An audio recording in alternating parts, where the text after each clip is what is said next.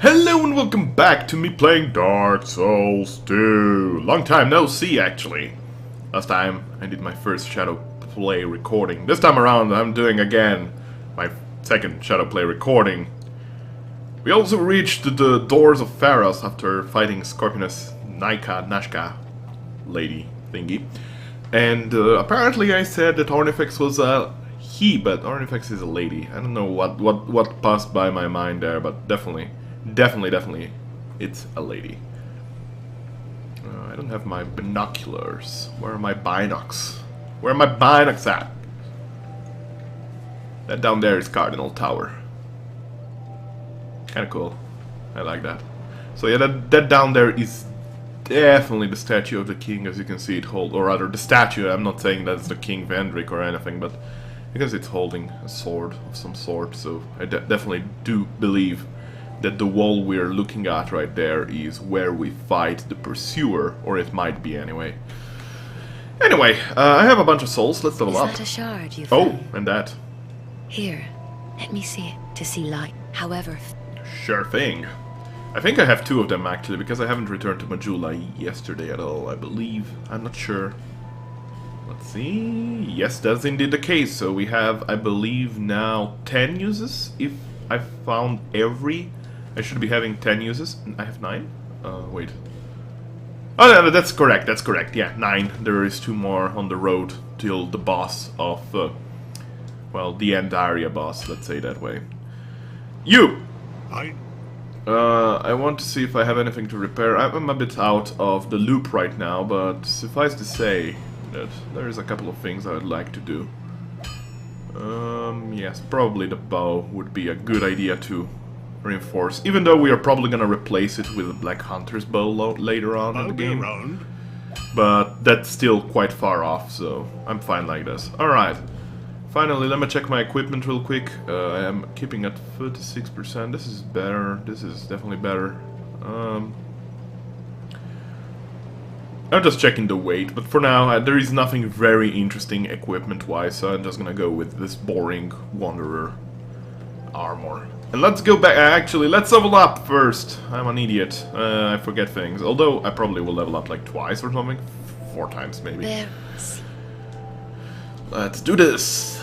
Let's do this. Alright.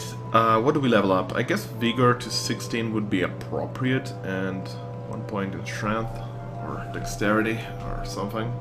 Let's go with... I have a 96 Agility. That's not bad. I would like to get my Agility to 100 before the end game, though. 100 is like my safe zone for Agility, let's put it that way. Right, see you later, Emerald Herald. For a moment there, I almost said Lady in Black, or Maiden in Black, as the case might be. A Demon Souls character that levels you up in the Nexus. Different game.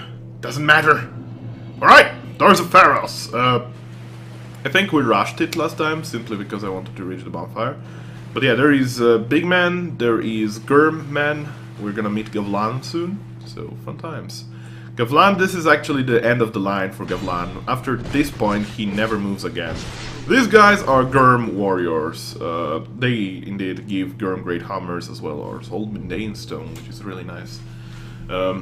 If you actually have a non-scaling weapon, which we're gonna have very soon actually in the chest, quite here, you can actually use a Mundane Stone once all of your attributes are below 12, and it's gonna be better than having a raw weapon without scaling, so there's that.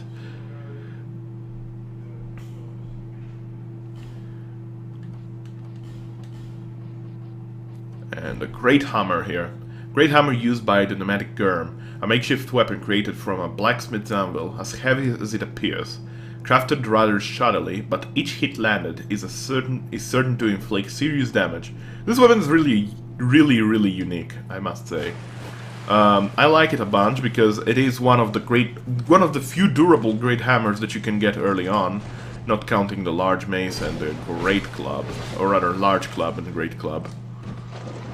But I don't really like the large club and great club. Large club better than great club simply because of its scaling, but I just don't like them. They look very Flintstone-like, you know. That's my reasoning. 10 Prism Stones, which we can trade at Dina and Tillo, the crows. Oh yes, it's that time of the year again, but simply because I can, I might as well use myself some Lloyd's Talisman to show you the interaction. I know that I would like to, that I have to do this on a Iron Chest Mimic, but still, Dark Leggings and Black Scorpion Stinger. We're gonna read its description soon enough, but first let us friggin' murder this asshole. See you later. Alright, that taken care of, we can unequip this and we can check the items we got. Well, the Dark Armor we already know its description, but the Black Scorpion Stinger is more interesting. Man Scorpion Stark's thrusting sword rather. The Scorpion Pincer Guard contains poison which is injected into foes, pierced by the blade. Tark's past is a thing obscure, but then again, do any of us know who we are, let alone what we may have been? This is interesting because, you know, a thrusting weapon seems more like an agile weapon, but Tark's past is obscure, so God knows what he used in the past. Also, I cannot one-hand the weapon because the message there. Alright, let's open this chest to get out a Dragon Charm. Alright.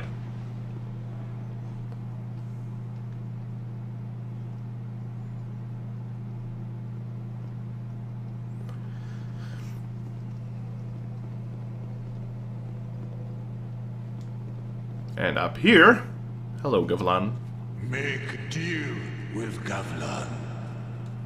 At this point, he becomes one of the most useful merchants ever.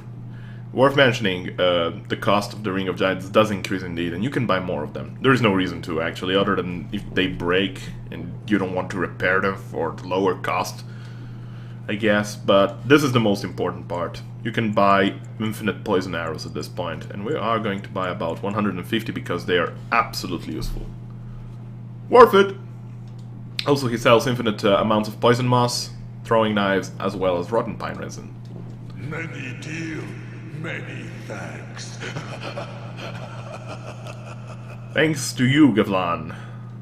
If you deal with the Gavlan, you deal with the Gavlan. You know that's the thing.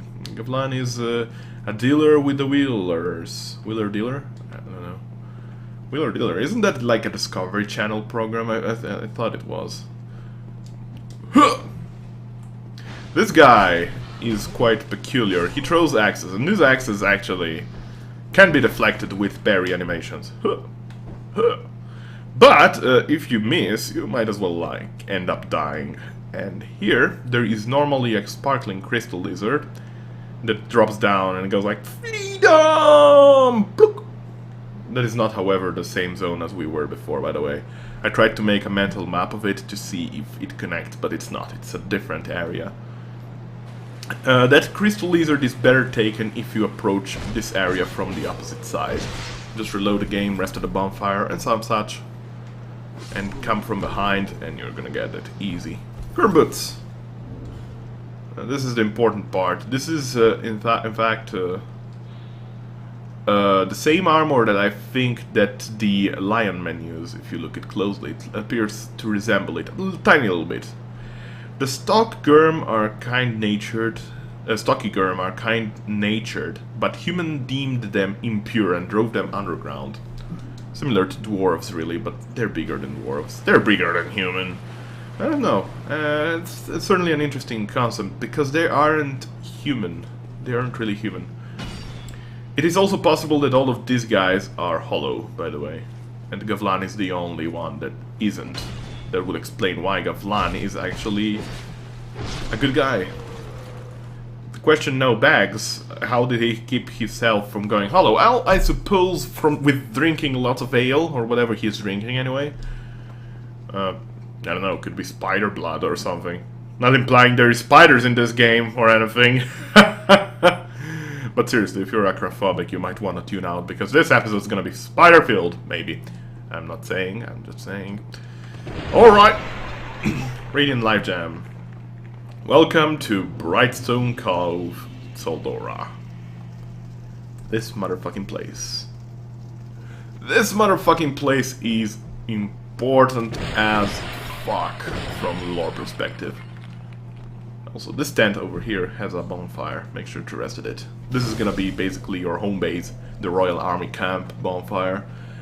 Important to notice there is piglets here. If you can actually make one of them follow you all the way down to the bottom of Brightstone Cove, they're gonna start eating some fairly invisible mushrooms and they're gonna uncover the pickaxe. No, you don't have to trigger the friendly piglet to spawn. Any piglet works, apparently. Haven't tried it myself. Holy shit, these farmers. By the way, these aren't really farmers. These are literally miners. These are Brightstone Cove miners. Simply because they appear... Tseldora, the lord of this place, apparently found this deposit of Brightstone, who he made himself rich with. But something happened. Has everyone gone hollow? And why is the Royal Army Camp here, of all places? Why did Vendrick's army come here, of all places? That's an interesting concept to think about, to say the least. A lot of souls of nameless soldiers, which is fine. There's some loot up here. Make sure to bash your sword at it until it destroys, and lacerating arrows. There is a miner up here, so make sure to bash it until he falls down and murder him horribly, possibly with a backstab like I did. Bam! Dead, son! You're dead. And piglets. Piglets act similarly to boars in the first game, only that these guys are not armored, so... Swing away, friend, swing away. Easy as that. It's easy as that. If you are keen, you will notice that in here there is actually a chest if we look carefully. Through the window, perhaps. Yes. But how do we access this area? Well, simply by jumping down the well, of course. I'm not even kidding, guys. You have to jump down the well. It's funny because in the first game there is a well in Firelink Shrine and everyone kept saying the secret of Firelink Shrine, take the pendant and you will jump down the well and you will fight the 4 kings right away. Yeah, no. I've heard that you can actually skip some area with a jump someplace and stuff like that, but I've not seen it per se. So it might be just urban legend, creepypasta and whatnot. But this time around, the well is jumpable. If I can be competent enough, apparently, what? Usually I destroy that thing if I jump on it. I don't know what I'm doing wrong, but usually I destroy it. This time around, seems like it doesn't want to cooperate with me. Dude, seriously! This is gonna take a few tries, guys. I apologize for that. 1 second here. Yay! I didn't destroy it, but hey. Holy Water Urn. This item is very interesting in PvP, by the way. There is a couple of items for honorable PvP. Well, honorable, if you call it honorable. Holy Water Urn is one. Poison Moss Clump is another one. Healing items are not ones. Don't wear healing items in PvP. Come on. It's scummy. It's scummy tactics. Don't heal up in PvP. Be honorable. Don't be like me. Don't use Sandshear Spear. Don't use Havels. Don't use Washing Pole. Don't use Poison Cases. Don't use Sunlight Blade. Essentially, don't use anything and you'll be fine in PvP. Essentially, scummy tactics is everything in PvP. Holy Water Urn! An urn filled with crystal clear water, originally intended as a soothing potion. This water scalds the skin of undead and hollows. In the old capital of Mira, an ancient, well-protected spring produces holy water, but the water has been difficult to acquire ever since Mira became embroiled with war, or rather, in war. So yes, holy water comes from Mira. So Mira is quite a holy place, like Astora used to be. No, this is not actually a clue that Mira and Astora are the same place. I'm just thinking about it, because I feel like Mira has more things in common with, say, Karim. But Karim at the same time could be someplace like Jugo, or Yugo, I don't know how to pronounce that word. You know, when Japanese people decide to make up names in an English, or rather in a Western-like RPG, you know you're gonna have trouble. And if your eyes were keen, you will notice that there were boulders there. Sometimes you can use those boulders to your advantage.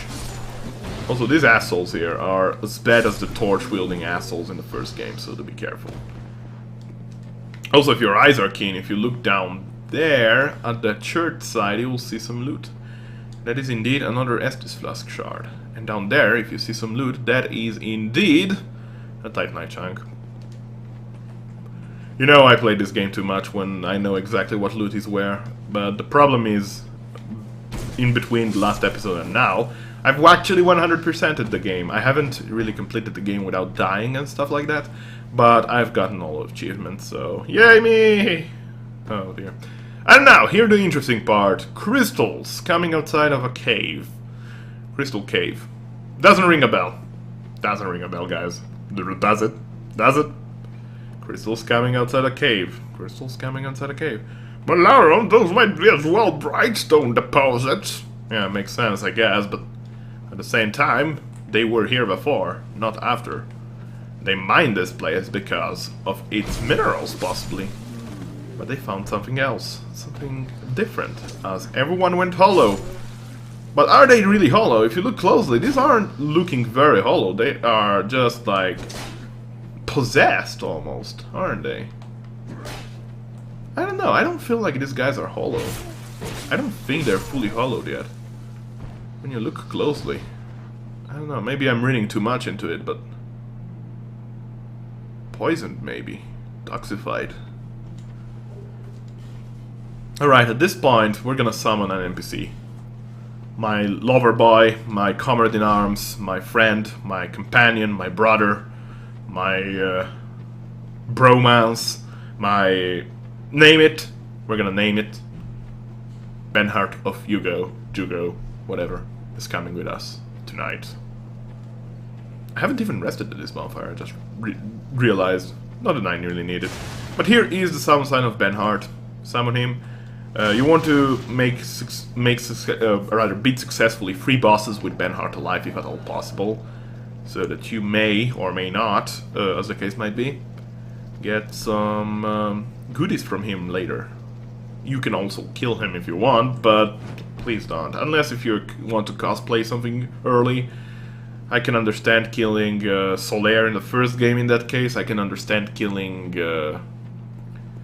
Look at Hill or Benhart here. I can understand killing anyone in Medulla really, but please don't kill the Emerald Herald. God damn it, don't kill the Emerald Herald. That means you cannot level up anymore.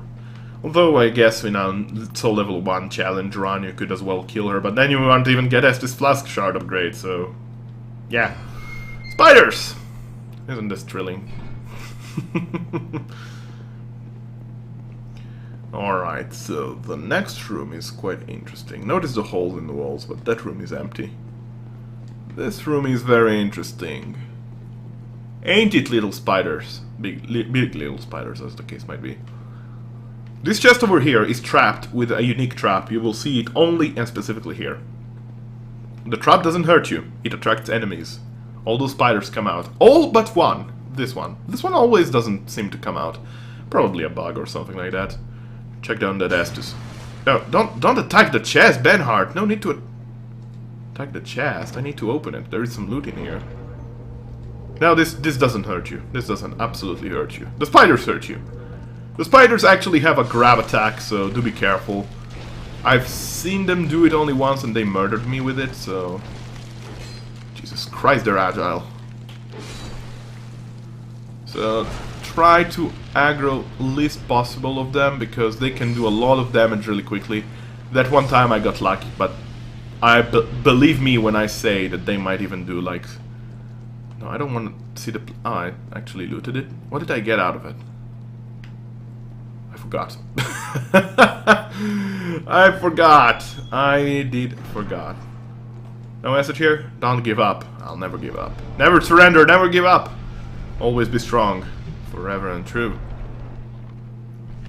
No kidding! I just passed it. And here, other than being an urn of water, do not roll, guys, is an Estus Flask shard, the one that we saw earlier. We can actually see here from the vista a bit of the other side of Brightstone, I suppose, but it's a bit covered. It doesn't matter. Alright, now let's go and fight this boss. This boss is quite peculiar. So I want to see if I have anything that might help me here. No, I don't. Oh, fine. It's fine. I think we can do this. There's absolutely no reason to wield a shield here. Prowling Magus and the Congregation. Yes, that's 7,000 enemies at once. Alright, that's one of the Congregation clerics taken care of. The Prowling Magus is not a problem, to say the least. In general, this is regarded as Pinwheel 2.0, but I think it's harder. I died a couple of times to this boss. It's not unheard of to die, ow. That is like a Wrath of the Gods, dark magic kind of spell. Also, the Congregation actually does a bunch of damage, so do be careful. The zombie Congregation, anyway. That takes care of the Prowling Magus, which is a very unique enemy. You see it only one other place, and that is the fight. Good job, Benhart. Thanks for that. Yes, Benhart completely wrecks this fight. He can actually solo it quite easily. But I strongly suggest, when you come into the arena, run towards here. The clerics will cast, you didn't see it, but the clerics will cast lightning spears, and the chairs here will protect you from them. The Prowling Magus is tall enough to actually hit you with his mad dark magic from there. But the reason why, the most important reason why you don't want to go here is because these guys contain water, and the clerics indeed shoot lightning, so it hurts a lot, guys. It indeed hurts a lot. I actually didn't get wet there. As you can see, my lightning resistance is still 112. Interesting. Very interesting.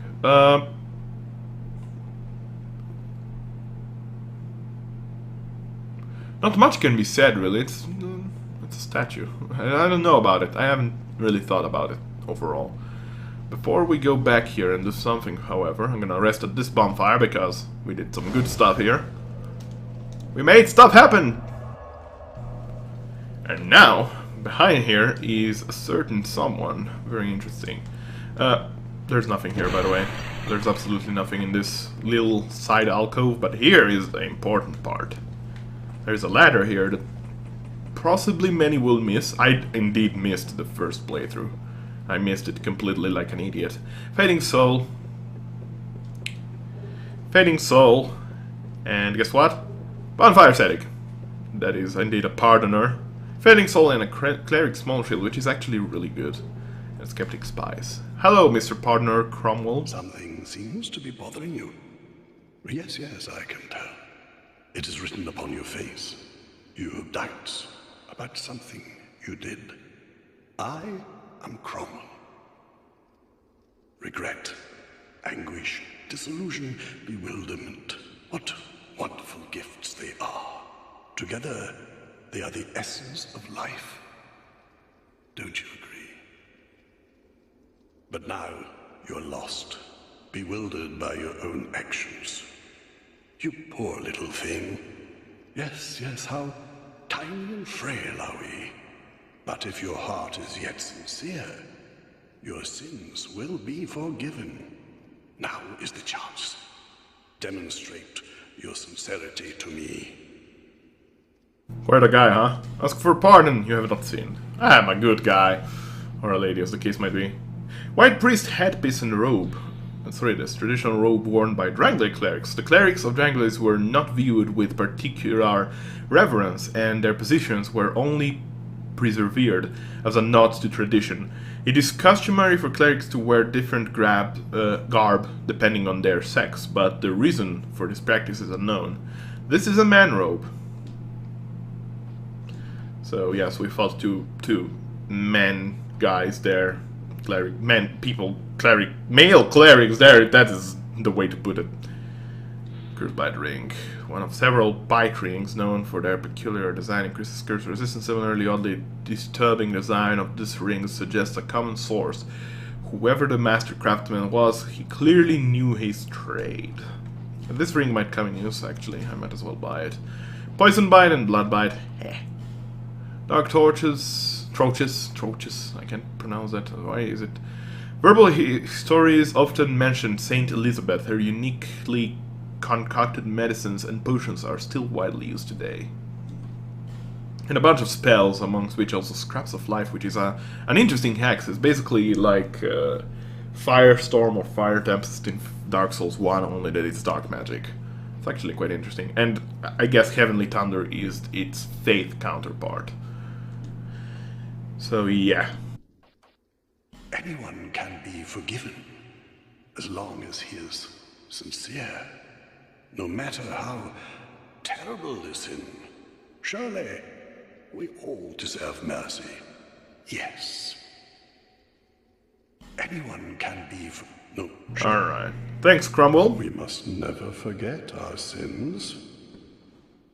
Yeah, well, your friend from the first game did something more like where is it? Did I learn it? He did more like, well, what is it? What is it? What is it? Only that this is welcome now. It's a bit different, but I suppose it is the closest thing we get to well, what is it in this game? Yes, there isn't any well, what is it, guys? Rest in peace. Cromwell is quite an interesting character because he appears to wear the same clothing Priest of Velka would wield in the first game. Is he associated with her? Well, we'll find out later on once we get his equipment. Much later on. Much later on, guys. Much later on. Alright, I think I rested at this bonfire, so there is absolutely no reason to do any more resting at it. And now, for the fun part, we're gonna do some crazy stuff today. First and foremost, those are asshole mages who cast bolts that will home on you, so do try to kill them. Yes, they home you slowly and painfully everywhere on the world. You might as well hear a crystal sparkling lizard down here. Your eyes are keen if you do, but we're not gonna take care of it right now. We're gonna take this zipline here. I love the ziplines in this game, by the way. It's really an awesome design. I love them. Although they didn't use them quite often. There is also a bug. If you get hit on a zipline and you fall down, then you can start levitating. I don't know if you can actually do it here or in the other area, but hey, someone is fighting. Is that Pate? Please, lend me a hand. Look. From my experience, usually Pate wins this fight if you don't interfere. We're gonna interfere because we want Pate to win. It doesn't really matter. Either way... Ow! Ow! Either way, it's kind of bad. So... You can hit both. Ow! Pate, please stop doing that, you freaking asshole. I guess it's his spear. I cannot really blame it on his spear. See you later, Kraton. Kraton Steel Mask. Hello, Pate. What misunderstanding could have caused this? Well, thank you. I owe you my life. My little pied-à-terre lies beyond here. You'll find some of my treasures there. Help yourself to those that suit you. Here, use this key. Be cautious on your travels. So I aided Pate simply because I've heard that if you actually summon him for the boss fight, for the first boss fight, the last giant, and if he survives, apparently Kraton will refuse to help you out if you kill Pate here. I don't know if it's true though. A typical steel mask belonged to Kraton the Wanderer. Its design resembled that of the Knight Order of the eastern land of Mira, but with some odd differences that catch the eye. Perhaps it is a finely crafted imitation. It looks different on the player character than it does on Kraton, by the way. On Kraton you can see a bit of his hair on the side. On the player character that is not the case. I don't even know if there is anything on this room but the spider coming out. So, there is that, I guess. No, there isn't anything, is there? No, okay. That's a waste of time then. Alright, let's go back to my shield, because now there is a secret here. BAM! We're actually gonna go straight for the boss. We're not even gonna bother with the third bonfire quite yet, because I think the third bonfire, which is, by the way, the third out of 3 triad, holy triad of cursed bonfires with enemies at spawn, I think the second bonfire is more appropriate for what we want to do. Yes, I just tossed down a farmer with a spider on his back, with a spider rucksack. Hello. That's a different one. These guys are assholes, by the way. They can hit you once they die, so... Ow. Do be careful, they hit quite hard. Luckily enough, I have a bunch of life depth, so I should have enough resources to even fight the boss. There's 3 of them here, by the way. So be very cautious. Whoop. Come on, Spider Rucksack Man. You can poise break them quite easily, but sometimes, as I said, they act weird. I don't know if it's programmed that way, but they will hit you once they die. Case in point. Case in freaking point. There is a lever here, switch, contraption, whatever, which is gonna lower a chest here. Jump here and you open this chest and it's not trapped, but it has the Southern Ritual Band +1, which increases your attunement slots by 2, which comes in handy because this means that you don't have to level up your attunement at all if you want attunement slots. So for pyromancies you can go with it. We already had the +0 one, I guess. One of the secret treasures restored in Aldia raises the number of spells that you may attune. Modest looking ring contains very powerful magic. To imagine what unspeakable deeds were performed to create such rings, one needs only to recall the cruel fate of the residents of Aldia. Indeed, that's the case. And here we go back to the first section of the map. This is where I killed one of the mages, by the way. I sniped him down from here, I believe. Up there, someplace, something. Oh yeah, here, exactly here. Dark Troches. I didn't know they dropped them. But no, we were actually gonna drop down here. There should be one of those spider rucksack people here still alive, indeed. There is one more in the area, and there is... without those big eyes, there is actually the lizards that petrify you here. You can see they're small, tiny eyes, and no, they do not have the eyes of death here, interestingly enough. Also notice that, as I said last episode, these lizards appear only where there is dragons. Only when there is friggin' dragons. Okay, guys? Good. Onwards! What do we have here? Nothing much. Here, though, I think we get like a large shard or something like that. Yes. I didn't even remember that correctly, but yes, that breaks down. There is another rucksack man here. I need to step out of that. I don't want to end up petrified. I want to kill this guy. There we go. And then I want to kill this guy. And over here there is this red phantom dick with a pickaxe. He is... Let me reiterate. He's a dick. Sure, break that thing. Thank you. That was very helpful of you. If you can poise break him, you're not gonna have a hard time against him, but the pickaxe in this game is a large club, I believe. Or a great axe, I don't remember. Peasant long gloves, +5. And it's gonna hurt you a lot if it hits you. It does a lot of poison damage, it does a lot of damage. Anyway, if you look here closely, you'll see some sand exiting. Too heavy to open. Read message. Try attacking. Door. We will try attacking, but we will not try attacking from close by. Any arrow will do. Normal arrows also destroy wooden doors, apparently. I've noticed that already last episode, or rather mentioned that last episode. If you open it, lots of sand will come out. So, this is one of the ways to do it without getting hurt. So, try that. And here is where we use the Tseldora Denki that Pate gave us. This chest is not trapped.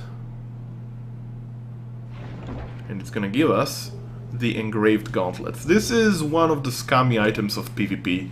It gives a small chance of normal attacks to become critical hits. It's quite dangerous. Some gauntlets engraved with odd writing said to bring good fortune to their wearer. The wealthy merchant Fiorenza searched for these rare and precious gauntlets his entire life, but was not the one who found them. Yet somebody found them. So yeah, this is scummy because if you use a weapon like a dagger, you can casually do about 1500 damage just by swinging it rapidly. It's kind of ridiculous. It is ridiculous. But the chance to proc it is quite rare, so you must get lucky. This chest is trapped. Block it with your shield.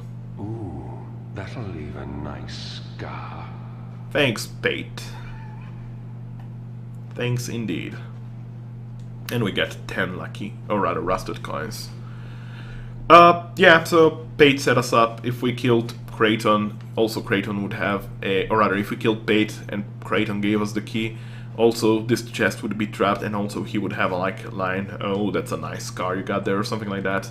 So it doesn't change the matter, both of them are assholes. So if you want, you can kill them both, but make sure to get the Tseldora Dan key first. Once you get the key, kill them both. Or rather, kill the other one, I suppose. Don't do the mistake I did once. There is indeed another Estus Flask shard in the first section, but we're gonna return to it once we kill the boss. If we can kill the boss. We might not be able to kill the boss. God knows! God knows. I'm gonna equip myself with some poison arrows, because we have lots of them and they're useful. Crystals, spikes. Who casts spike attacks? I don't know. Did I equip lacerating arrows? Apparently I did. Alright. These guys. You can actually... well, they're not that useful. Poison arrows are not that useful at all, actually, now that I see in a new game. Because these guys die quite rapidly, I'm noticing right now. In New Game Plus, definitely go with arrows, because these assholes have like 1200 health or something like that. Not saying that right now they have less, but it's certainly a quicker way to deal with them. Prism Stone. And another door that covers up the path ahead. You must be blind if you don't see those. Or I guess you just casually are looking downwards for treasures. I guess that is a good way and reason to do it. And meets the spiders up the ceiling. These guys have exactly 200 health, I've noticed. 199 damage did not kill them, 200 did. So yes, these guys have exactly 200 health. As long as you have an attack that does more than 200 health in damage, you're gonna kill them rather easily. So I do suggest you to have a strong enough weapon to kill them in one shot. That's what I suggest. Thrusting swords and attacks work fantastically with these guys. They work absolutely well. Soul of a Hero and Gold Pine Resin. And this particular zone, you might not see it, and neither do I exactly, because I never looked into it, but there should be some mushrooms someplace that I'm missing right now, I believe. They're barely visible, I've heard, but this is where you have to lead the piglet.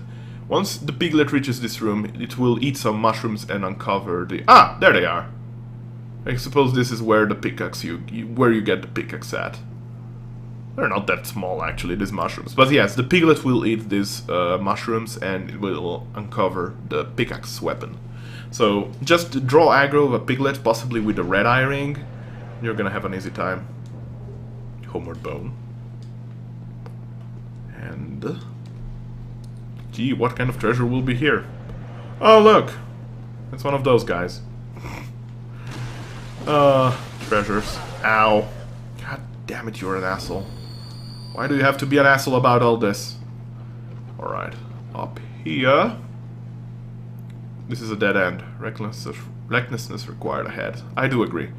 This is the chamber before the boss battle. And there is a bunch of treasures around here. I never remember where exactly, but there is a fair share of Ferrous Luck stones. Keep in mind, we passed through the doors of Pharaohs itself when we arrived here, so there's that. There's a spider up there. Killed. We'll probably have to use a repair powder, but nothing too bad. Nothing too bad. Alright. And here we get some Ferrous Luck stone. Then you drop down here. There should be another drop here, and then there should be a spider here. Yes. I do enough damage to kill them in one hit, so that's lucky. These spiders actually have a weird chance to drop items like Zweihander, Ricard's Rapier, and stuff like that. Quite peculiar. Mailbreaker. Ashen Knight Boyd. He's my homie boy. He is my home Boyd. Thanks this for that. Thank you. He is going to wreck spiders. He uses an S-Stock. He uses the Royal Soldier armor, interestingly enough. I wonder what the name comes from. Ashen Knight. I guess because he looks like a pale knight or something. Ah! Oh shit. Oh my god, this guy's hurt so much. It's kind of ridiculous. I might be instantly killed by some moves of the boss, by the way. I just thought about that, but I think I leveled it up too. Mastodon Greatsword, are you kidding me? That is one such rare weapon and it's so good for strength builds. I strongly suggest that weapon for strength builds. It is supreme, really, really good. But it is very heavy. It is as heavy as an Ultra Greatsword, where it is a Greatsword. So there is that downside to it, I suppose. There's some loot we can do, might as well. So yeah, the boss might kill me, but I think 16 Vitality, or rather Vigor, 16 Vigor is the reasonable cap where this boss doesn't one-shot you. I might be wrong, but I think that's the case, because I've definitely completed the game with a character with 16 Vitality, and I wasn't one-shot by anything anymore, so there's that. Keeping in mind every ability actually lowers your, or attribute hires your hit points by 2. And once the soft cap is reached, or rather the normal bonus cap is reached, it increases it by 1, so there's that. I think I have enough health, I think. I'm not sure, but we'll see. What do we need for this fight? We definitely don't need that. We're gonna use a repair powder, ceremonial repair powder. Alright, and we're gonna do a green blossom, which we are having the merchant with infinite green blossoms very close by, actually. I'm gonna use some gold pine resin.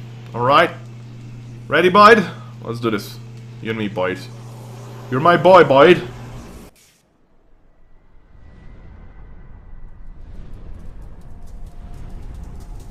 Oh, joy of spiders. All the spiders. Notice that little cobweb over there. What does it resemble? Notice that thing. What does that resemble? Hello.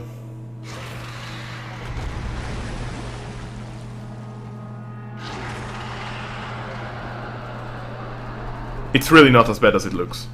Promised. It is even worse. Duke's dear Freja. Duke's dear Freja. It's the dear Freja of the Duke. Yeah? Be careful of the leg stomps. When she stretches her legs, that is a bad attack. Oh snap, this helps a lot having such an attack against it. Blunt weapons and thrusting attacks are not as good with this boss. Be careful, there is a fall down there, so try not to fall off. Can you focus on Boyd? Thank you. That's much appreciated.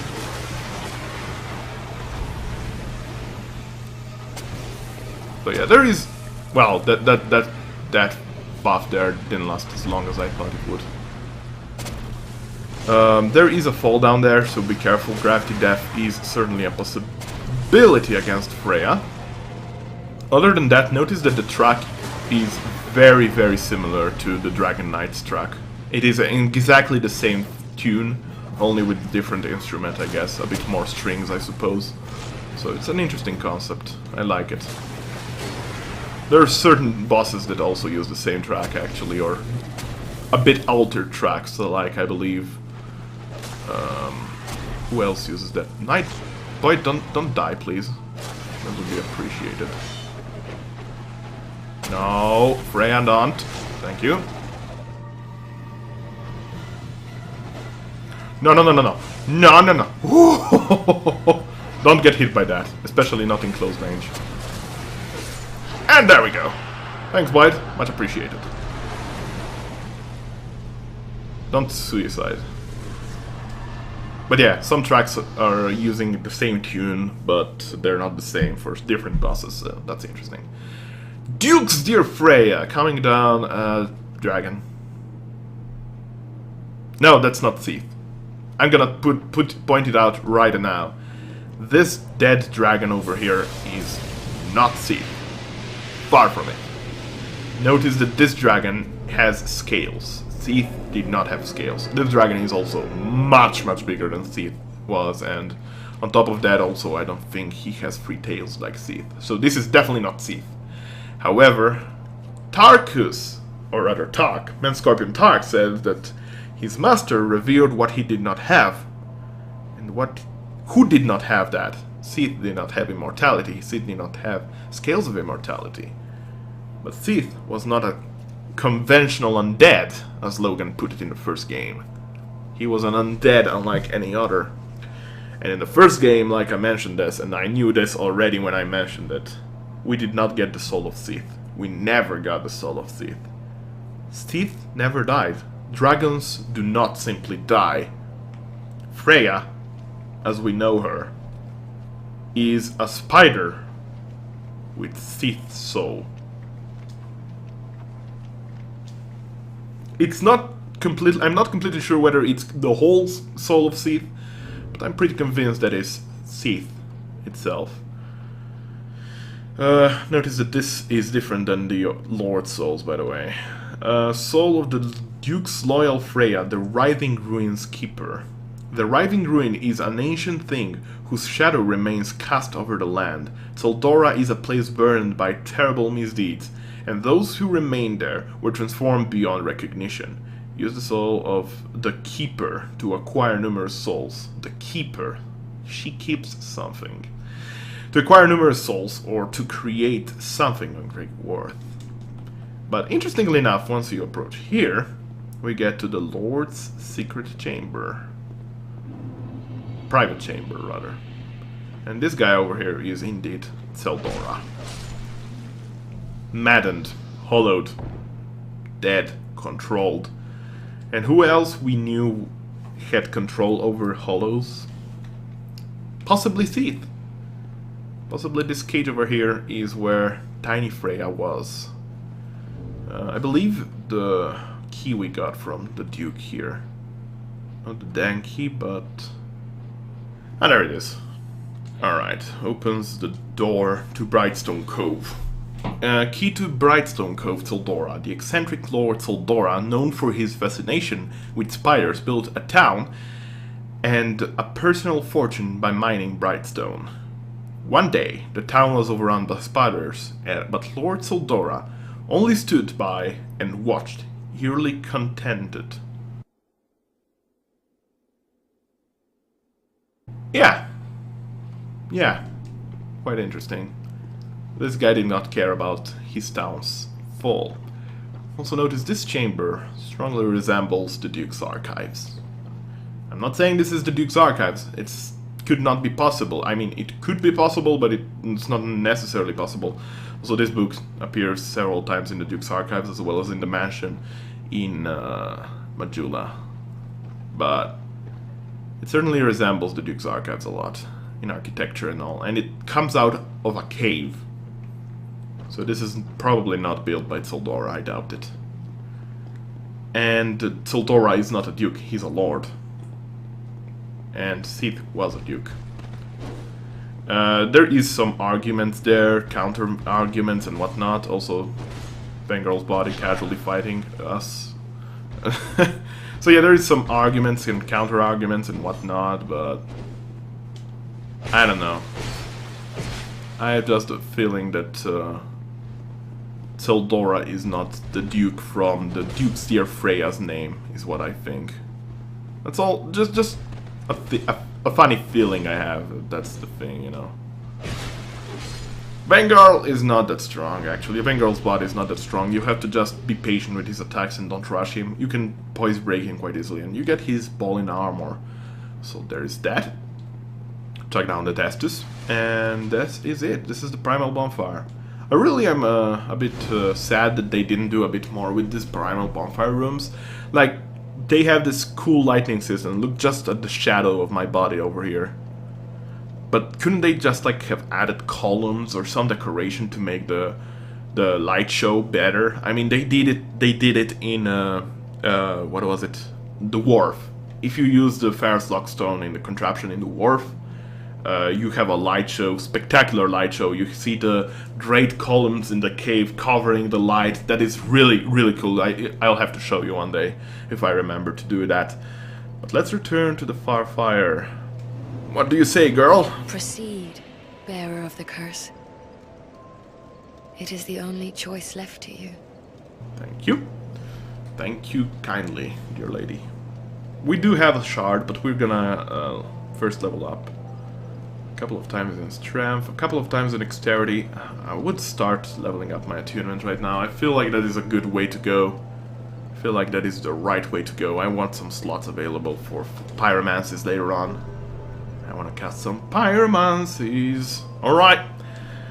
That is that. What else can we do? What else did we get actually out of that? Nothing much as far as I think, as descriptions go anyway. So we're gonna go straight back to Tseldora. Second bonfire, because there is some looting that needs to be done.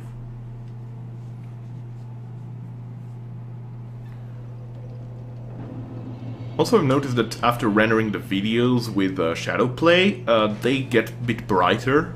Funny, we're in Brightstone. It's not really funny, guys. Don't even attempt to laugh. That was a lame pun.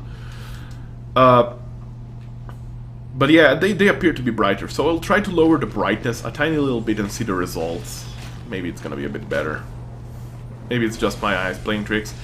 Please do comment your feelings about Shadowplay recordings. I know for a fact that they are done faster, they are smoother. Smooth and silky, you know.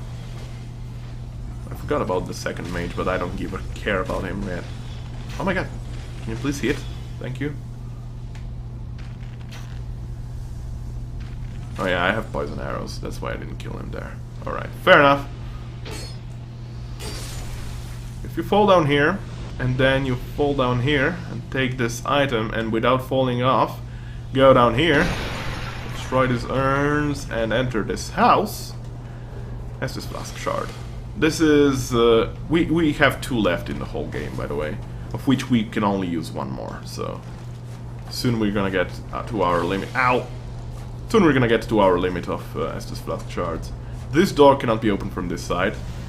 But if you look closely, you'll notice that there is actually a bonfire there, so there is that. This door can be opened from this side, and we shall open it. Oh, hello. Ow! That usually doesn't travel that far away. That is Ornifex, by the way, in that house. And we're gonna do some reading now. Oh, yes, we are. It's that time of the year, but first, let me take care of spiders coming in. Because I knew there were spiders coming in. I knew there is 3 spiders spawning always behind that cliff over there. And I wanted to go through that cliff to see what is going on through that cliff, but there is absolutely nothing because the developers did not intend you to go there, so usually I always think about what is going on at the neighbor. The grass is always green at the neighbor, I suppose. Greener at the neighbor. Hello, Artifacts. Oh, we meet again, kind traveler. This is my workshop. In your tongue, I believe I would be called a blacksmith. I create all manner of equipment, using an ancient technique unique to my people. Normally I only cater to a very select few, but I have a debt to you. I will craft one thing of your choice. My wares are far from ordinary. I am certain that they will please you. I require no payment this time, but you must bring me a wondrous soul. My technique absolutely requires it. I trust you will understand. Of course we will, but first, let's buy the Murakumo. I absolutely love this weapon, and I was thinking about making an early Murakumo build, but it's a bit hard to get this weapon early. It is a curved greatsword, the same that Shiva of the East uses in the first game. A curved greatsword said to have been brought to this land by a foreign warrior. Yeah. Hold with both hands to make parrying possible. The exquisitely crafted white blade makes deadly use of both its weight and smooth slicing action. A tough training regimen is required to master this sword. It indeed requires 20 strength and dexterity to use it. But this weapon does natively unupgraded 190 damage. At plus 5 it will do 380 damage, I believe. Is it? Or is it that plus... No, at plus 10 will be... Yeah, sorry, I did a mistake there. At plus 10 it will do 380 damage, not applying the damage added by scaling. So this weapon is really good, and we will be using it. She sells infinite amounts of fire arrows, which are really nice, and firebolts. At this point, not yet, but she will sell infinite amount of green blossoms. We're gonna buy 4 of these. And as well as some soul spells, which you might be interested in. Nothing to repair. And she trades boss souls. The Sinner Sword, Spider Fang, Spider Silk, Iron King Hammer, and Dragon Slayer Spear. Oh ho ho! An ultra great sword forged from the soul of the lost sinner. Its blade saps the life of its wielder. The true nature of the sword is unknown, even to the lost sinner herself, though those who chose this sword will share the burden of the lost sinner's misdeeds. Attack damages wielder. So that's very similar to the Chaos Blade in the first game, which is built by Quaylak's soul. Yeah? Alright. Spider Fang, curved sword forged from the soul of the Duke's dear Freja. Its blade is coated with a sticky silk that is cast with each strong attack, slowing enemies' movements. Supposedly the Duke himself, an eccentric soul fascinated with spiders, went on to take a form that was far from human. They're not talking about Tseldora here. Tseldora and the Duke himself had the same eccentric fascination with spiders, but went on to take a form that was far from human. Some people say that, spoiler, Aldia is Tseldora, and he turned into something different. I doubt it, for some reasons that I will explain much later on in this Let's Play, or rather, lore playthrough. But yeah, let's just say that I think this Duke that is talked about in the Spider Fang is indeed Sith. And he went on to take a form that was far from human, the form of Freja. Thrusting sword forged from the soul of the Duke's dear Freja. Its needle-like blade can easily pierce the seams of the toughest armor. Iron King's Great Hammer. Great Hammer forged from the soul of the Iron King. The tip is formed of molten rock. The corpse of the old Iron King became the vessel that bred Icarus Earth. That's interesting. The heavy rock tip is formed of cooled magma with still smoldering core. Strong attacks released its inner power. The corpse of the old Iron King became the vessel that bred Icarus Earth. That is the important part. So, the corpse of the old Iron King. So the old Iron King became Icarus Earth. Icarus Earth, I believe. Or rather, I don't know. This is a bit a thing that I never thought about entirely. But let's just say it this way: Icarus Earth is like the king of the land. And if it's true that the old Iron King found the soul of Gwyn, the soul of the Lord of Sunlight inside, I guess land plus sun equals lots of lava? Would that make sense? I don't know.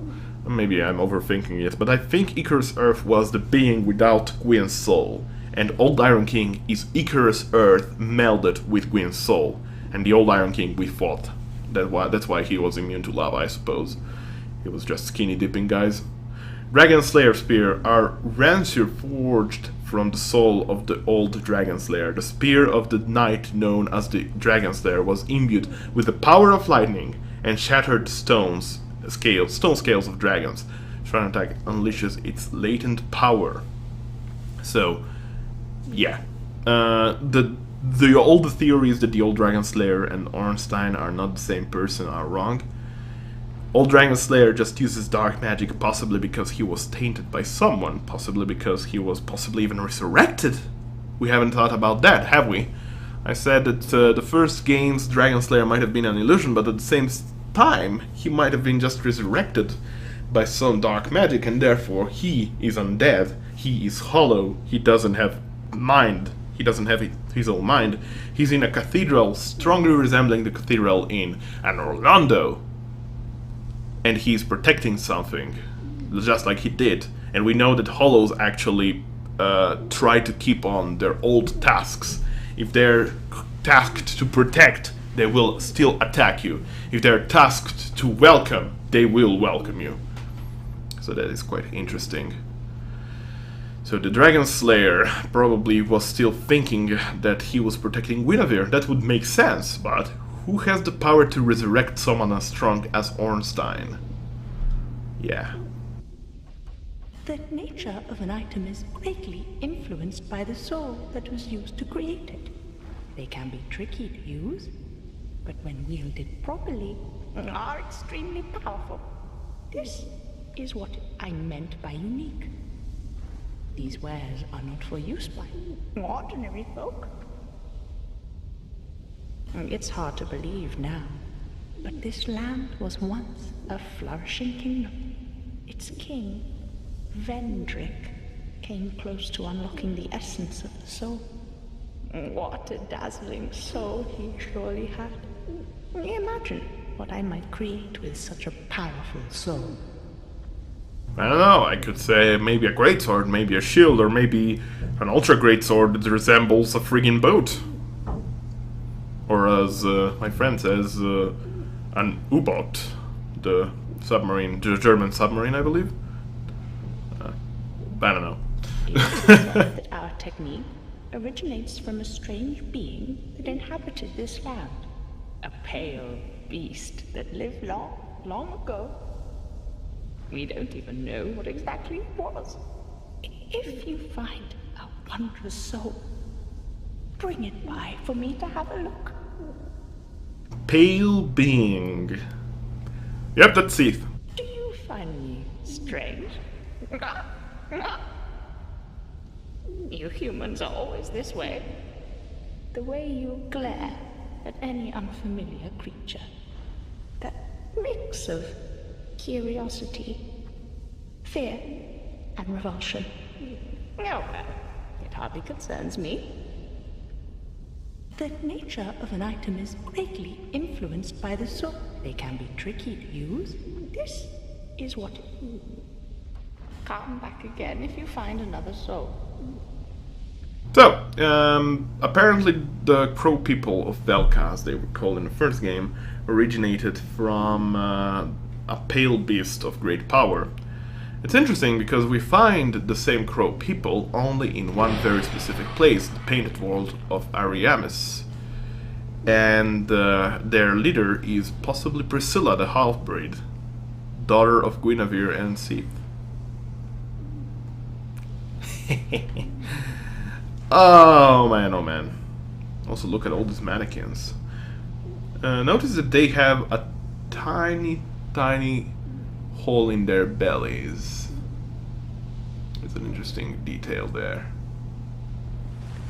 There's lots of mannequins, and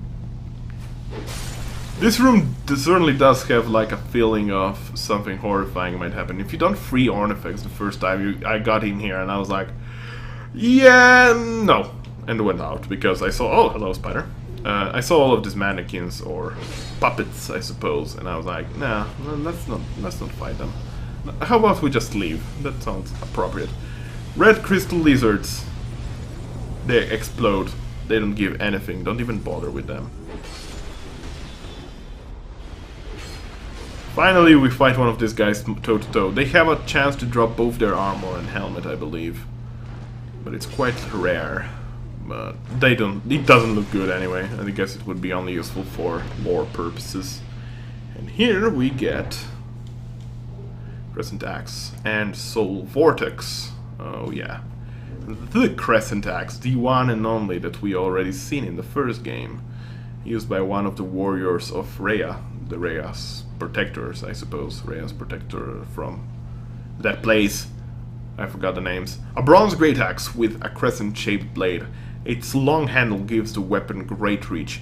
one senses that this axe was once imbued with a sacred power, but only traces of it remain. Perhaps those who blessed this axe are no longer with us. Yeah, they probably aren't. Thorland is no longer existent here. Certainly interesting. Certainly interesting. Titanite chunk. You want to explore this area simply because there is plenty of Titanite chunks, and yep, we're here. We're here again. This guy is now dropped down actually from the sky. Oh my god, is he still alive? Yes, he is. Holy cow. Color me surprised. Oh, hello. Goodbye. Ow! Their attacks are so freaking sporadic you don't even manage to figure it out sometimes. But they're not that hard to kill. So yeah, I strongly suggest trusting weapons in this area specifically. Freja melts to thrusting weapons. If you can hit her, you can hit only the face, by the way. I forgot to even explain the dynamics of the fight, but you can only hit the two faces that you can find in front and back. There are two faces. And if you do enough damage to one will explode. Also, when you're alone, usually, it's easier to trigger it when alone, and you're far away from her, Freja will use a laser attack, strongly resembling the one from Seath. Strongly resembling. Also, the cobweb that connects the dragon to the land where the little spiders crawl up top resembles the... what was it called? That one crystal that Seath had to keep himself alive. What was it called again? I forgot. I apologize, my lore is a bit scratched. I will have to replay a bit the first game and think about its connection with the second one, but suffice to say that the connections are slowly ending right over here. I'm lying, they're actually all throughout the game, but the connections between the two games are very important, but they certainly are diminished in the second half. The first half of the game certainly focuses down on the connection between the first game and this game, whereas the second half focuses entirely on Vendrick and the essence of soul, I feel. And it's very important because Vendrick sent the army camp here, and we knew that Seath was close to unveiling the secrets of the essence of soul. So it is possible that he knew about that, Vendrick knew about it, and sent his royal army here. But keeping in mind, Vendrick actually managed to defeat the four old ones, in their previous forms anyway. So now you're thinking, what exactly did... who exactly did Vendrick fight? What were the old ones' previous forms? Or were they the same? Did Vendrick split his soul? Is there a way to split souls? Well, we've seen people that walk without heads, so it might be.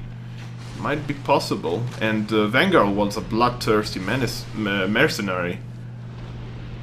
And once he was split, once his body was split, his body started slaughtering. Whereas his head found peace, interestingly enough. So his soul might as well been split in half, the good soul and the bad soul. Certainly interesting. What if the essence of soul is indeed actually the ability to manipulate a soul, the ability to split a soul? I don't know, just an idea. And you know that my ideas end up being true, but nah, this is actually one of those that I haven't really thought thoroughly about, but it does make a bit of sense when you think about it. We got the great Black Knight, Ultra Great Sword. Ultra Great Sword wielded by knights who served a Lord of Light in a long forgotten age. Even after their flesh was charred by flame, they remained as strong as ever and stood watch, challenging visitors to their land. Their land. I think the Black Knight halberd description vaguely resembles it, so there's that. We're gonna use this homeward bone, and we're gonna conclude the episode by returning to Tark. Alright, let's do this. You can actually take a shortcut over here. I don't know if I've shown it last episode, but you can indeed take a shortcut over here. Oh, yeah, that was close. Snap, son, that was close. It's also important to notice that this lion man over here is different than any other. He He has a golden mane and he has different equipment. He has, I believe, the red lion warrior top, and he is the only one of the lion warriors that can drop the helmet. And the helmet is worn by actually Belclair, Pilgrim Belclair, in for the Ruin Sentinel boss fight NPC. So there's that. Right, let's equip ourselves the Ring of Whispers. What skill. You've defeated my master. But our master never dies. Only changes form, so that he may seethe for all eternity. Brave human, you have yet to face your greatest perils. Take these. May joy await you at the end of your travels. Second dragon ring. I have no gods to pray to, but still I pray that your journey will be safe. Thanks, Stark. So, his master, a he, changes form constantly. Very, very lovely. And the ring we got is very lovely. Increases hit points, stamina, and maximum load. This is basically the favor and protection ring of this game. The Dragon's Signet Ring grants its bearer the protection of dragons, increases hit points, stamina, and maximum load, but it is easily broken. Roland, Knight of Drangleic, served the king by guarding the fort until his own demise, and was said to have cherished this ring throughout his life of service. I don't know if actually the second and first dragon rings descriptions change. I should check that. But basically, third, first, and second essentially means that it's +1, +2, and +0. So this is the +1 ring. The +0 you can get from reaching rank 1 in the Covenant of Champions, by the way. But it's not as good as this one, so there is that. We're definitely gonna wear it, actually. What am I even doing? It's better than the Royal Soldier ring in every way, and it increases our hit points and stamina, so might as well. And that's gonna be it. We're gonna return to Majula and stop the recording, because next episode we're gonna resume our travels through some place that needs to be gone to through Majula. I'm gonna point it out right now. Right about now. That's where we're headed. Until next time, be well. Bye!